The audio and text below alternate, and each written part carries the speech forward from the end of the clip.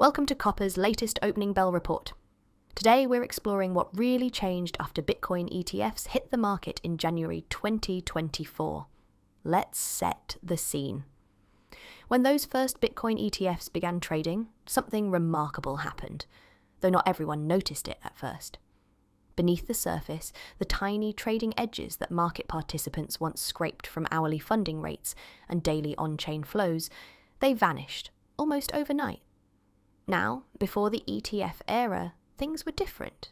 There was a sudden spike in Binance's funding rate. That was your cue, a reliable signal that a small price dip was likely in the next hour. Or if you saw whales moving large sums onto exchanges, you could bet that prices would rise over the following day.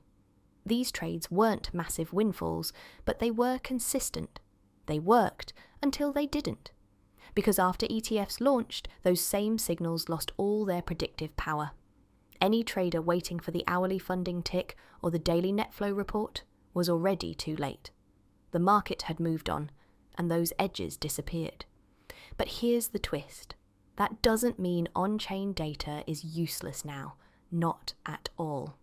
If you zoom out, look beyond the next hour or even the next day, and stretch your gaze to 1 week, 2 week, or 1 month horizons, you'll find that the same on-chain and exchange metrics still drive Bitcoin's price, even in the ETF era. For example, when stablecoin issuances jump, Bitcoin tends to rise over the following 14 to 30 days. And when the MVRVZ score climbs to levels that suggest overvaluation, Bitcoin often drifts lower over the next month. Why do these relationships persist?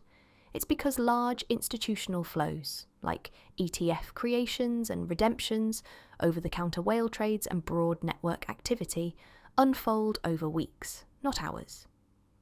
To really understand this, we ran a series of regressions covering 5 forward horizons: 7, 10, 14, 20, and 30 days.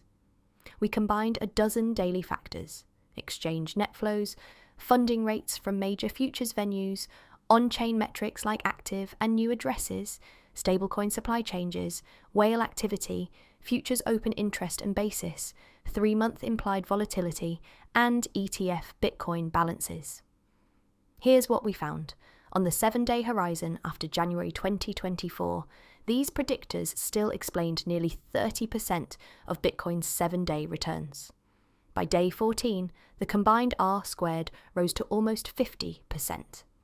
By day 30, our blended set of factors explained over 75% of Bitcoin's price variation. So, in plain English, even though an hourly funding spike no longer gets you an immediate trade, that same spike, when combined with on-chain flows and institutional inflows, shapes what Bitcoin will do over the next month.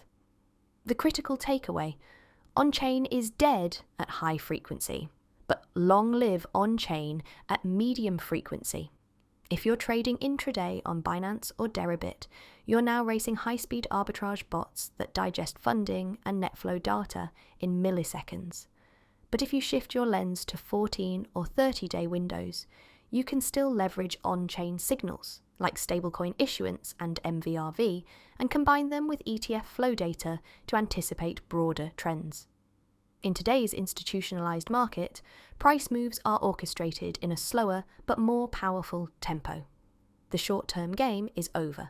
The new frontier is in watching how on-chain fundamentals and institutional flows play out over the next few weeks. So, where does that leave us today? Running through the latest datasets suggests that Bitcoin could gain a modest 5.2% in the next 30 days. Strong stablecoin flows, whale accumulation, tempered MVRV, and rising ETF assets under management, alongside growing institutional demand, are driving this forecast, despite the disappearance of those shorter-term funding and net flow signals.